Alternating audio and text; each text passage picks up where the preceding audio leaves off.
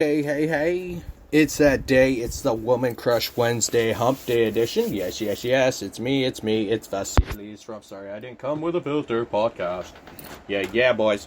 Boys and girls and ladies and gentlemen of all ages. What's up? How's it fucking going? This is what I'm doing. I've done...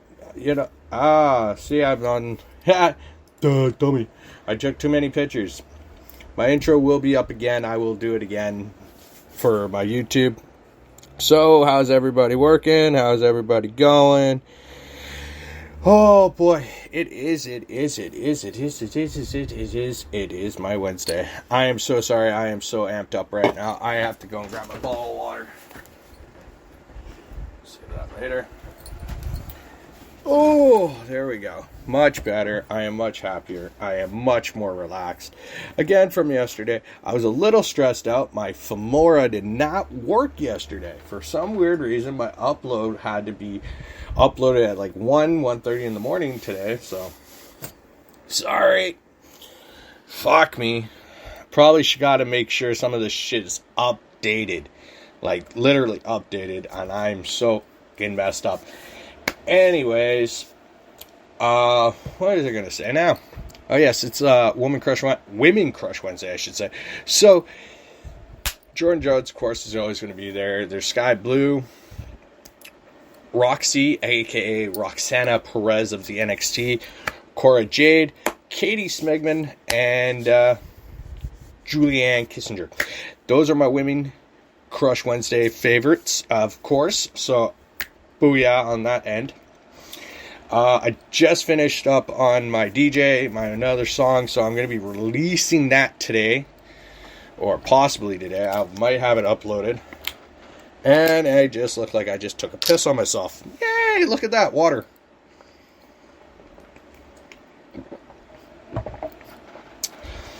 I think I was talking about yesterday, I'm pretty much not giving a shit about life. That's pretty much how I am going right now. I'm really fucking happy about shit. I am, I'm just in such a great mood. I'm so happy where I am in life. I am more and more in tune to doing what I want, how I feel. I just don't generally give a shit no more. So, I'm going to jump into some sports. Last night, my Nucks lost in overtime to Ottawa. Not such a big deal to me. They still have points. They're still mathematically in. They just need to take these the small home game or away games that they got, these two, pack on those 4 points, and they'll be all right. So, it's coming to crushing. It's crushing down. So let's go over to the NBA first. So your first round brackets, Heats are taking a 2-0 lead. The Heat's going to take out the Hawks. 76ers are going to take out the Raptors. Today's game, Bucks and Bulls. I say the Bucks are just going to take this series. Celtics and Nets. It's a lot of people are saying the Celtics, but I'm thinking the Nets are going to take this series. They're probably going to go and push it to 6 or 7 on that front. Pelicans and the Suns are tied. This is an interesting series to me because it is a tied series. So I wouldn't be counting my goose eggs on that one. The Mavs don't have Donage, and they're facing the Jazz and are tied. A lot of people are saying the Jazz could beat, or the Mavs could beat the Jazz. I don't know. It's really iffy. Warriors are going to beat on the Nuggets one way or another. And the Grizzlies yesterday, they surprisingly pulled out a huge victory against the Wolves. So, that series is tied at 1. I'm saying the Grizzlies. I'm calling the Heat, 76ers, the Bucks. I'll say the Suns. I know the Suns are just going to pull it around. Even without Devin Booker, they'll pull it around. The Warriors, I said the Grizz. I cannot say anything else to that degree because I don't know with the Nets. I just don't know. The Nets and Celtics series is a testy series to me. It could go either way. And that's just not something I'm up to even have an argument on. Because both teams are really, really good. The Celtics have the defensive player of the year and Marcus Smart. So, that could lean to them, but it's vice versa.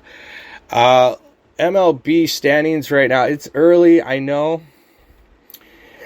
The Blue Jays are 6-5. It's not a bad start. I don't know why everybody's saying it's a bad start. It's a pretty good start. The Red Sox, surprisingly enough, are up in the first place there. The Rays, I'm a little surprised with. That's about as far as I can see that. Oh, that's why. My hand was on the mouse pad. My bad. Angels, Athletics, of course, they're in the AL West and they're up on top. So the Guardians, I'm a little shocked with how the Central's going, because the Twins loaded up, so did the Tigers. It's what it is on that side. I'm not Mr. Baseball prediction on that, but if I go and look in the NL Central, you got Cardinals, the Brewers. Surprisingly, the Cubs. The Reds are so dismal. 2-10. That is just horrible. Horrible. The Mets, again, this is a team that went out and spent money, got players, traded for players. So they're huge in that end. And the Nats are meh. Now I'm really surprised with the Phillies. But again, Bryce Harper and all them can't really do much together. NL West, the Dodgers and the Rockies are up there. The Giants, the Padres. I'm not worried about the Diamondbacks too much. See, I love the East, NL East, and the AL East and the NL West, just because I'm a Canadian guy, but I'm a West Coast guy, so I'm repping the Dodgers. I love my Dodgers. Blue and white is the Greek flag. Red and white is the Canadian flag. So I'm a Canadian. I'm a Canadian Greek. What can I say? I'm an asshole. But yeah, it's early in the season. But if you're gonna look at playoff predictions, I wouldn't push a lot of teams out. Certain ones, especially maybe the Reds can. You can say the Reds are out mathematically, because it's 12 games in and they're 2-10, so they're pretty much a shit ball team. The Rangers, this is the shock. The Rangers in the AL West is bottom of the heap. Got Corey Seager, got Marcus Semien. I think Marcus Semien might have made a bad choice. He got paid at a time he shouldn't have been getting paid, and now he's in a team that's literally struggling for run support. That's my opinion on that front. To flip it on that end of the baseball, you can't really just spend money and think you're going to get the results back right away. Okay, the Mets did, but the Mets already had the formula in place. They were just placing the proper chips, and the chips went in. It fell into where it's supposed to be. The thing I look at right now, I'm going to have to get up. Okay, conference. Why am I in the division? I don't like division. I want the conference. There we go. So that's my front to that. Hey, NFL hasn't started yet, so if I'm going to talk about Premier League, I'm not going to talk about it. My condolences and all that go out to Cristiano Ronaldo. I can't believe he lost one of his twins. That is sad. That is extremely sad. I don't know how that a person who's being murdered and they're alive, I kind of understand that's a different realm. But your newborn child and it's twins and one dies, I don't know how. I can't even explain. I'm just so lost for words on that. I feel so bad for him. I don't care about what's happening in the Premier League season. That's the thing. I don't care. How can anybody say that, it is one of those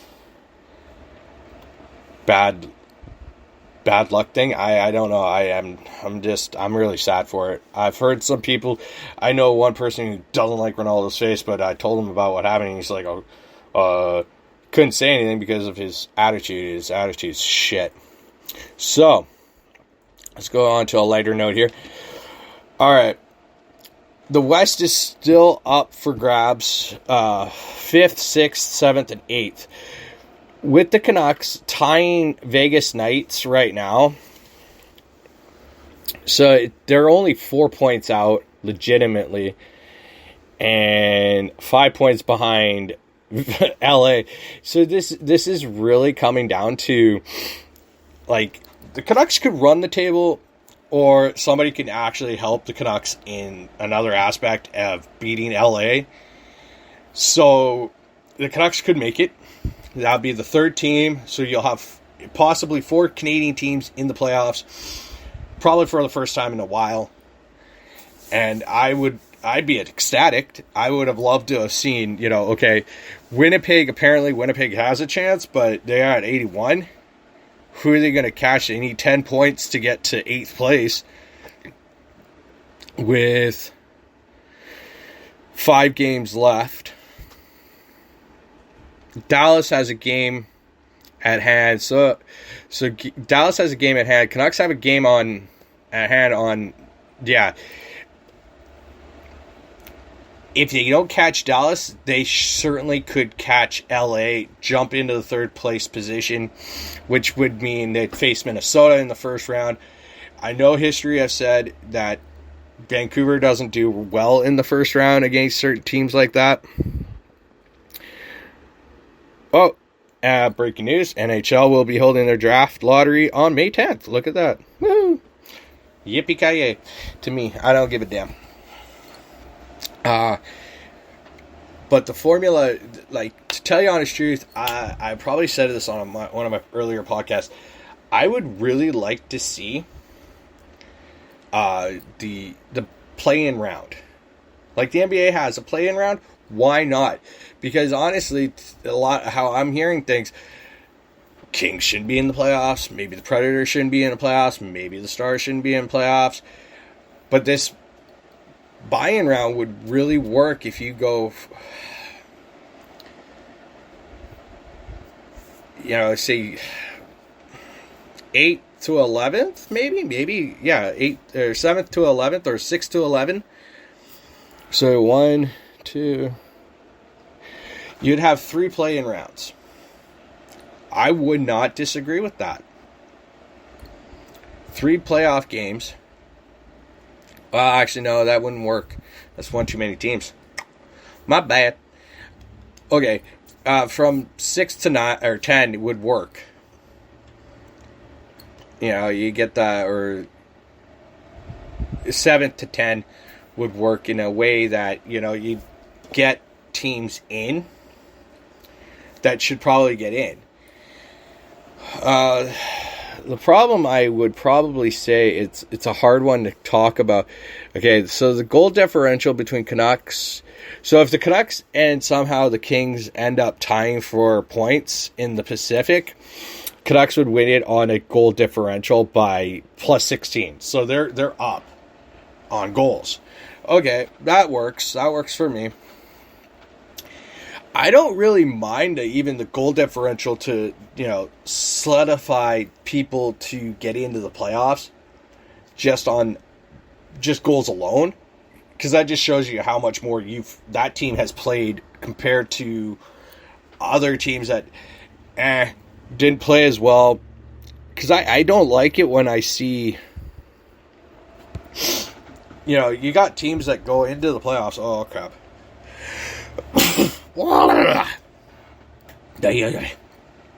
They get into the playoffs, but they didn't do as well as other teams.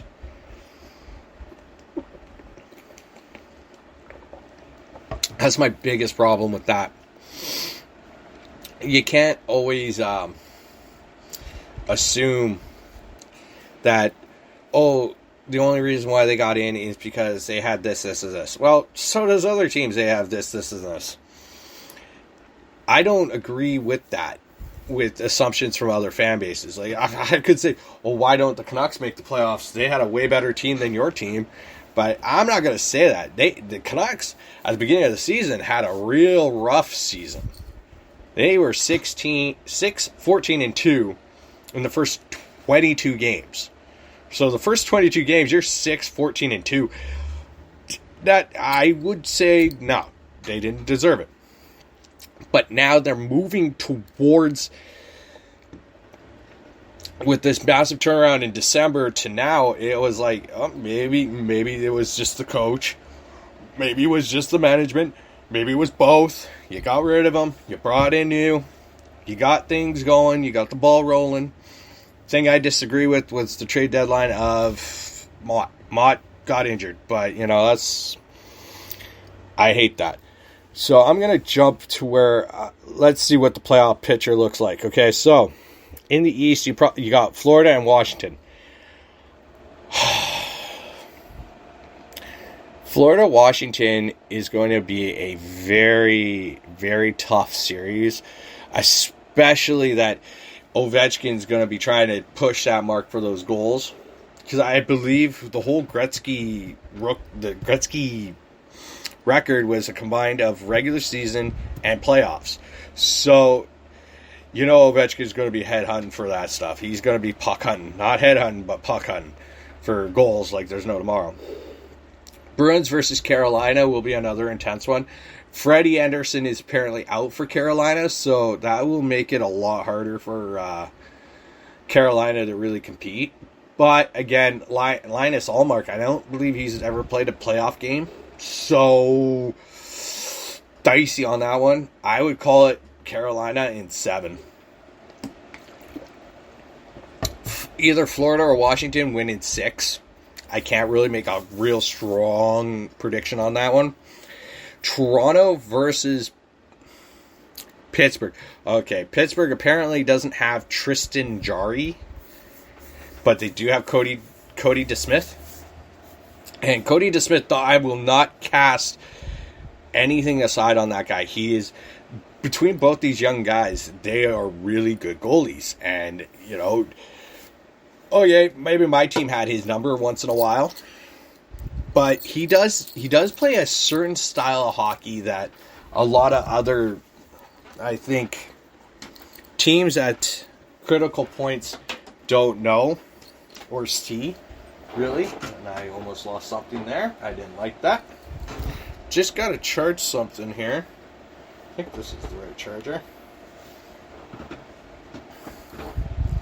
There we go. I had to charge another tablet, that's why.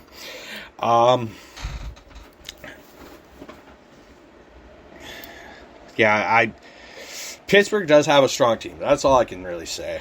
But Toronto is playing up on a tempo. They're sitting Matthews right now, resting him. The load management term came up, so he's probably being load management right now. So the playoffs, he's fresh, he's ready to go. He can kick somebody's ass, and he can load up on goals. So is, I think, Marner too at the same time. So they're like, but you got to keep in Nylander, you got to keep Tavares. Can't always load management all your star guys. You got to let the fan base see some of these guys.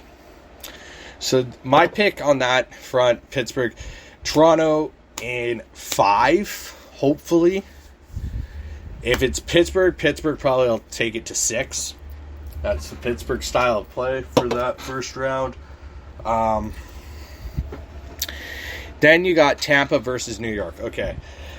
I also heard again, Vasilevsky's not playing up to par like he was last few seasons. He's kind of struggling. But again, they do have a proper backup here. I believe it's Ben Bishop. I'm not 100% sure. So that's what I'm taking away on that. But don't ever discredit. I know Igor Shesterkin and Greg Gergorov are doing so well for New York. But again, New York is fresh to the playoffs. With such a young roster coming, Capo Kakinen, Lafayette, all those guys are up there. They're young. I just named 2 of the top young prospects on that. Rookies, players, I would say Tampa in 6 against New York. That's how I see it. So if I have to kind of imagine what the West would look like, okay, so you got, if they started tomorrow, you got Colorado versus Dallas. Colorado will sweep that series 4 games. I don't care. They're playing playoff hockey now. Like, they literally started probably last week playing playoff hockey, and they don't even need to play the playoff hockey right now, but they're just storming the shit out of people. And when you got McKinnon, Makar, Landeskog, Kadri's having a hell of a season this year. You got Mikko Rantanen, you got all these guys. They're just pounding the hell out of these guys. Their goaltending is not up to par, I would say, but, you know, they're doing well. Francois is doing very well for himself, so take it from there as much as you want to judge me. Calgary versus Nashville, I would say Calgary beats Nashville 4-0 in a series. Just because Nashville, I'm sorry, UC Soros is not your Pekka Rinne. Their defensive core is really old. You got Dan Ellis there. You got Roman Josi. You got Matthias Ekholm. Ekholm. Those 3 are really long in the tooth in age on defense. They still do produce the way they would usually, but it's just they're at an age where they're just, I think Nashville's ready to implode after this season. It is an implosion. So it's going to be a done deal on that front. Minnesota versus LA. Minnesota would demolish LA in probably 5 games. I'd give LA 1 game. And that's probably at home, and I would probably say game 3. And then the next 2 games would be just Minnesota annihilating the hell out of you. So, you know, you got Marc-Andre Fleury there. And he's a playoff goalie, so I'm not going to discredit a man who's won cups, who's backed in gold medal games too, and all this other shit. That guy is a solidified. And like I would say, Vegas Knights gave up the wrong goalie. Leonard should have been going the way to Chicago, back to Chicago where he came from, and Fleury stay in Vegas. But that's my opinion. I have nothing against Leonard, but it was you traded the wrong goalie. That's my call. St. Louis versus Edmonton. Okay. This is where I get a little sideways on where I'm going with this one.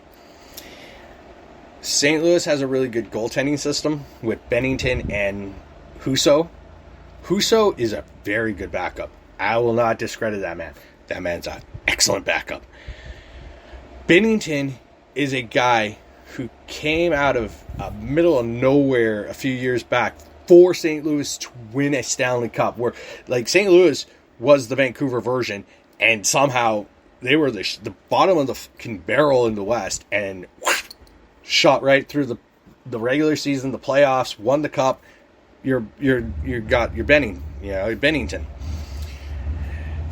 But there's a but to this now. No Pietrangelo on that defensive core. Yes, you got the younger version of what Pietrangelo is in Colton Parayko. Colton Parayko is a very solid, top, elite defenseman. I will give you that, and I will always give you that. That freaking guy's amazing. Then, if you go and look, their forwards, their oldest guy on the forward line is Ryan O'Reilly. Ryan O'Reilly, no offense, he's a great forward player. You know, he still produces, but he's getting long in the tooth.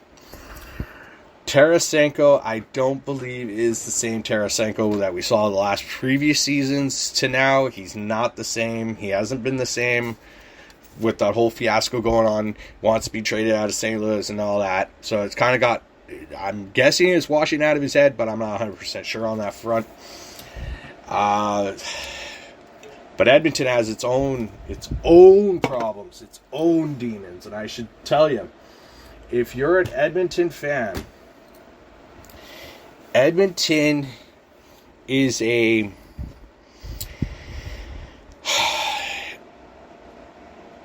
they're good offensively. Defensively, they have some drawbacks.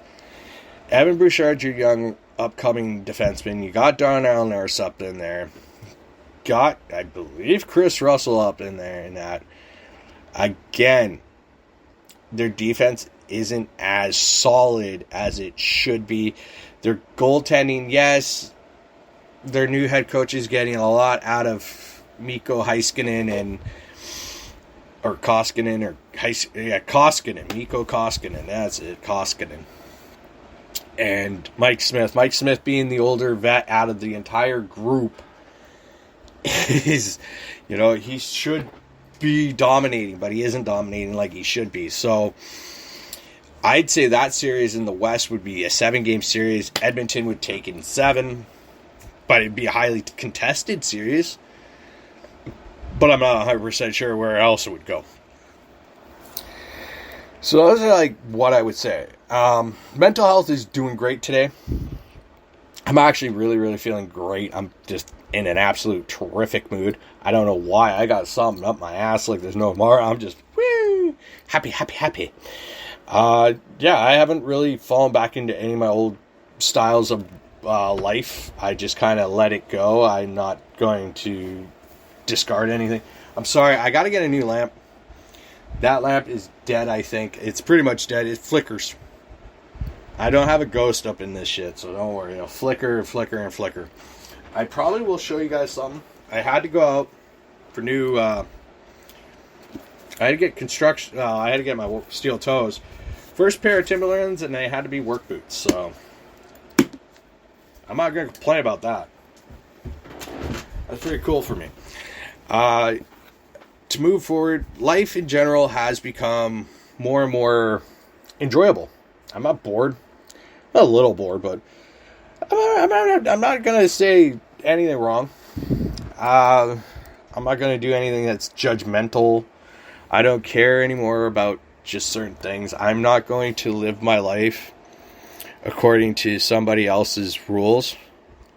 I'm going to do what I want, and that's it. Apparently, I'm a dick to a lot of people. Some people have called me a dick lately, and I'm like, that's okay. I like being a dick. At least you know I'm a man.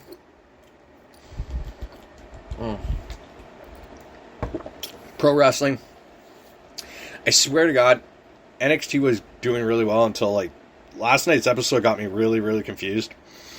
And I'm just really confused on that. So I'm not even going to specify what I watched last night. Raw was a little... Yeah, it is what it is. I'm still trying to figure out this whole,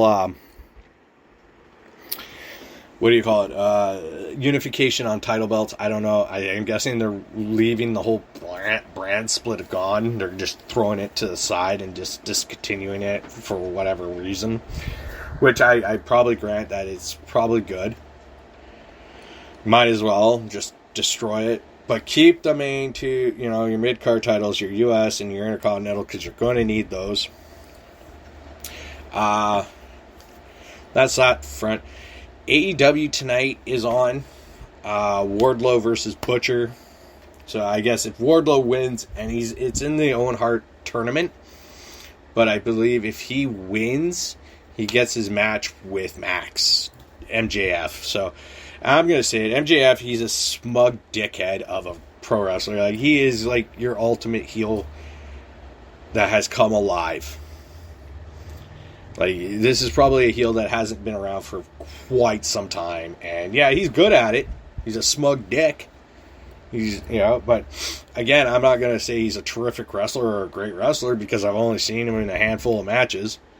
He doesn't wrestle as much, and he's getting paid a ton of money over in AEW, but I don't know. It's kind of a nonsensical shit going on over there, but whatever. Dan Lambert, get the hell out of pro wrestling. Okay? Stop trying to be a Paul Heyman ripoff. You douchebag. Get out of there. He's trying to portray himself as a MMA Paul Heyman guy, and it's you're not Paul Heyman. Paul Heyman was the only one who could do it, and don't do it. Just, leave it to the originals. That's my take on pro wrestling right now. As I say, I'm more following my sports. I'm following hockey. Because it's the playoffs. And playoffs, to me, are the best. I love playoffs. Playoffs in sports, extremely exciting.